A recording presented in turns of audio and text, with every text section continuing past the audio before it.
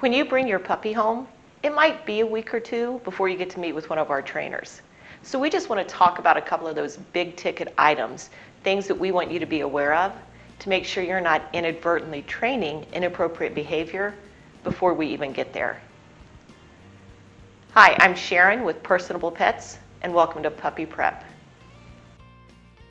Jumping is one of the most common behaviors that we have to address. But jumping is also one of the behaviors that we inadvertently train to begin with. The first time that cute little fur ball hops up on your legs and you stop what you're doing and you lean down and pet him, you have just trained your dog to jump. You have taught your dog, if you want my attention, jump on me. So I really want you to start paying attention from the day you bring that puppy home. And when he jumps on you, I want you to ignore him. I don't want you to look at him. I don't want you to talk to him. Try not to push him off. Maybe stand there. You could even turn and walk away. But I want that puppy to learn that when he jumps on you, nothing happens. Because behaviors that are rewarded are repeated. So if we don't reward jumping, it should go away all on its own. And I want you to think about reward for a second. A lot of times we think a reward is food or petting or aren't you the best puppy ever? But when a puppy wants your attention, the number one reward, even better than food usually, is simply your direct eye contact. The moment that you make direct eye contact with your puppy, he knows he got your attention, and whatever he's doing, he will do it again. So when that puppy jumps on you, don't look at him. It doesn't mean you have to turn your head and look the other direction. Just save that direct eye contact for when your puppy is doing something that you want him to repeat. Puppies bite. If you haven't been bitten yet, just wait. It's going to happen. But in your puppy's defense, most likely the night before you brought him home, he was out in some play yard wrestling and biting his siblings or other dogs, and life was really good. So the fact that your puppy bites is not really a concern, but the way you react to his bite is going to make all of the difference in the world. When the first time when your puppy bites you, I want you to quietly and quickly disengage. If you're petting that puppy and he starts to get mouthy, just pick your hands up. If you're playing with him and he starts to get overexcited and mouthy, game over. Stand up, walk away.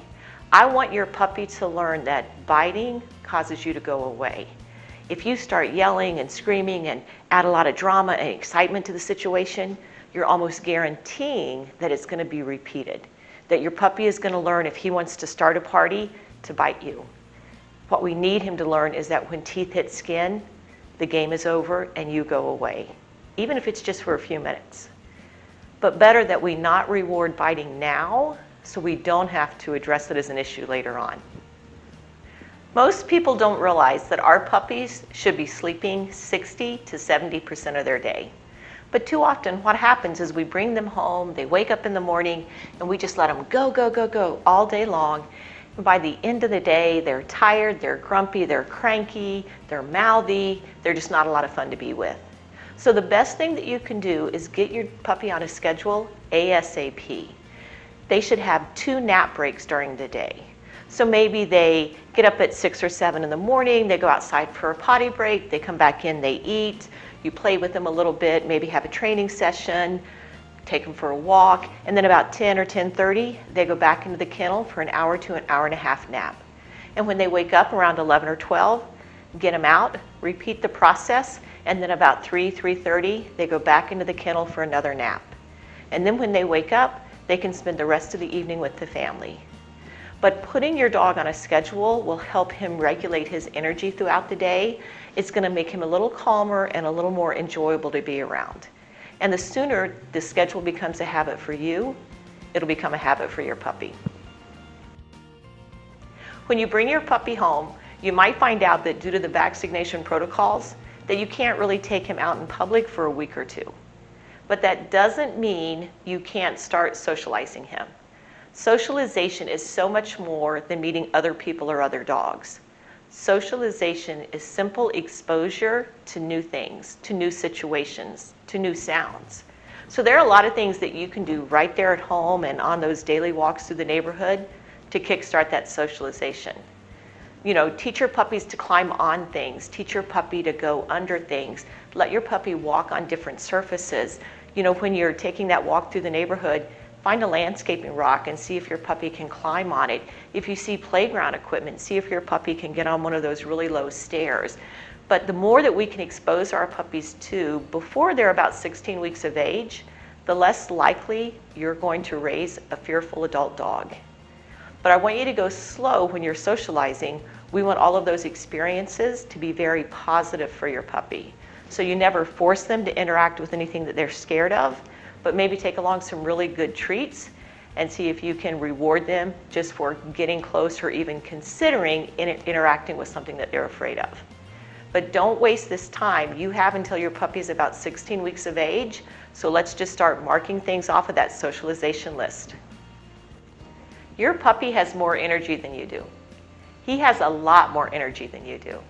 So even if you're really good about taking him for walks and letting him play in the backyard, there are going to be times throughout the day that you just want to sit down and relax, and your puppy wants to go, go, go, go, go. So a great thing to do during those moments is to give your puppy a food stuffed toy. There are food stuffed toys in the marketplace that you can put dry kibble in, or you can put wet food in, or the occasional peanut butter treat. But a food stuffed toy will keep your dog busy 30-35 minutes, giving you a little bit of time to relax. And it will also teach your puppy that you don't have to be their sole source of entertainment. And when you think about a food stuffed toy, don't just think about special treats throughout the day. Nothing says you have to feed your puppy out of a food bowl. So get a food stuffed toy. Turn their morning feeding into a 30-35 minute hunt for food. Let them use up more of that morning energy simply trying to eat. So if you don't have any food stuffed toys on hand, go get them. They're a lifesaver. So that's it. Those are the big ticket items that we wanted you to be aware of before we actually get to meet with you. And I just want you to start paying attention to why and how you interact with your puppy. Let's be careful. Let's not inadvertently reward that jumping and biting and even barking behavior. Save your attention, save your interaction for when your puppy is doing something that you want him to repeat. Let us know if you have any questions, and we can't wait to meet you and your puppy.